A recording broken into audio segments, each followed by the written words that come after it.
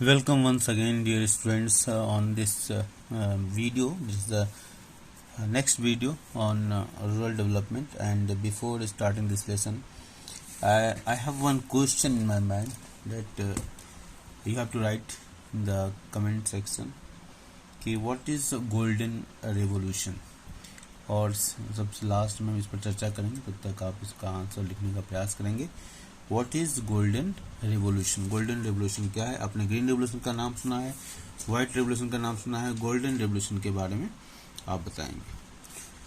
और आज हम बात करने वाले हैं sustainable development and organic farming. और इससे पहला हमारा जो टॉपिक था जिस पे हमने चर्चा किया था, role of information technology IT and achieving sustainable development and food security. मतलब IT का क्या रोल है, इंफॉर्मेशन टेक्नोलॉजी का क्या रोल है.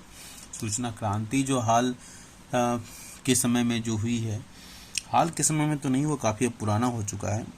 और 1991 की जो हमारी इकोनॉमिक पॉलिसी आई, उसके बाद जिस तरीके से एक फ्लड आया फॉरेन इंस्टीट्यूशंस का, तो सबसे अधिक अगर किसी सेक्टर में ये बूम देखने को मिला तो वो IT सेक्टर, और वो अभी भी चला आ रहा है.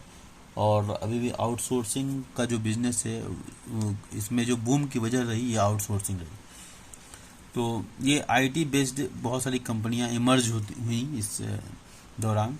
विप्रो से लेके, इन्फोसिस से लेके, TCS और बहुत सारी कंपनियां आई, छोटी छोटी और बड़ी कंपनियां, हर एक तरह की. तो इस टॉपिक में पहला जो हमारे दिमाग में क्वेश्चन उठता है कि इंफॉर्मेशन टेक्नोलॉजी किस प्रकार सस्टेनेबल डेवलपमेंट और फूड सिक्योरिटी में हेल्पफुल होगी. तो सस्टेनेबल डेवलपमेंट का मतलब आप समझते हैं कि सस्टेनेबल डेवलपमेंट एक ऐसा विकास का प्रारूप है, ऐसे समझ सकते हैं. अगर समझाने के दौरान बताया जाए कि इस तरह का विकास हो जो केवल, जिसको कहते हैं स्वार्थी विकास ना हो, सेल्फिश ग्रोथ नहीं हो. तो सेल्फिश ग्रोथ से मेरा मतलब यहाँ पर है कि वो विकास जो केवल अपने जनरेशन या अपने प्रेजेंट जनरेशन के नीड्स को पूरा करने के लिए ही सोचता हो, विचार करता हो, या उसको हम कहते हैं स्वार्थी विकास का मैंने नाम दिया.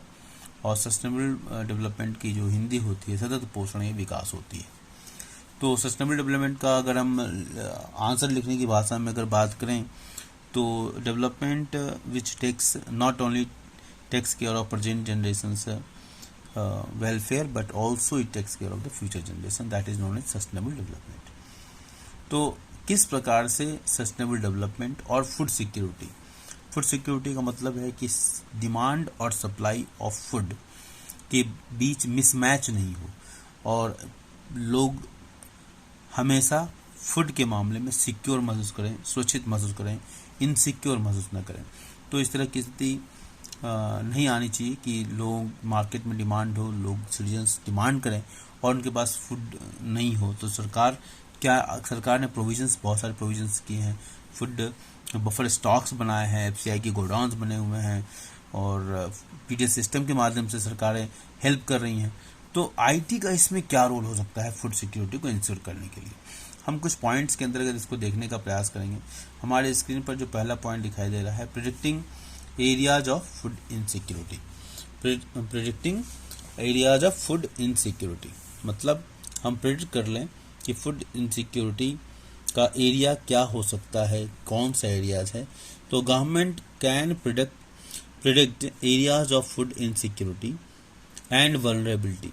वल्नरेबिलिटी का मतलब होता है कि मतलब जहाँ पर एक डर हो, वल्नरेबल हो मतलब एक भय हो, जिसको समझते भय किससे, यहाँ मेरा जो सेंस कह रहा है ये बिल्कुल लिटरल मीनिंग इससे मैं नहीं शेयर कर पा रहा हूँ कि वल्नरेबल मतलब कि जो डेंजर जोन में जो चला जाए.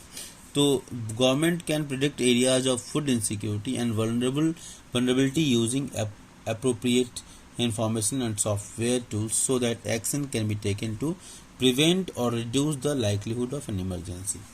अगर कहीं खतरे की स्थिति बन रही है, अगर कहीं इस तरह का है कि डेंजर जोन में है कि हाँ फूड की इनसिक्योरिटी हो सकती है, तो वैसे समय में, जैसे अभी हम रिसेंट एग्जाम्पल में रसिया और यूक्रेन का वॉर हो रहा है, और उस वॉर की वजह से बहुत सारे पूरे वर्ल्ड में जो वीट की जो क्राइसिस है, अब वो वल्नरेबल कंडीशंस हुआ। पहले तो हमारे प्लानर्स ने बताया कि हम पूरे वर्ल्ड को गेहूं खिला सकते हैं, but future we can not predict कि हमारा आने वाला फ्यूचर कैसा होगा। Then we have to create enough buffer stocks, because जब हम मान लो कि हमने कि सप्लाई कर दिया, एक्सपोर्ट कर दिया, और वैसे समय में अगर फूड की थोड़ी सी कमी हो जाए, हाँ, तो वैसी स्थिति में प्राइस राइज होगा और उसका इम्पैक्ट बहुत ही बुरा होगा इकोनॉमी के लिए भी और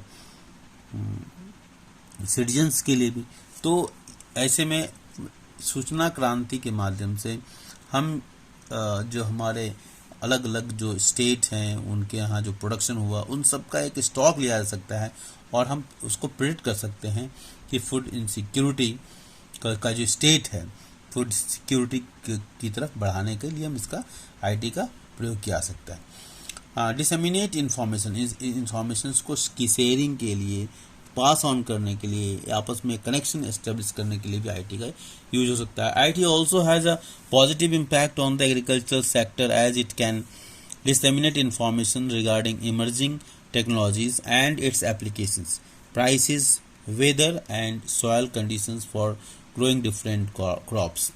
तो ये टेक्नोलॉजी रिगार्डिंग दिस इंफॉर्मेशन जो होगी, टेक्नोलॉजी का प्रयोग कहाँ कहाँ हो सकता है, प्राइसेस के संबंध में हो सकता है, जो मौसम की सूचनाएं हैं, सॉइल की स्थिति है, सॉइल का प्रकार क्या है, उसको में किस तरह के क्रॉप को ग्रो कर सकते हैं।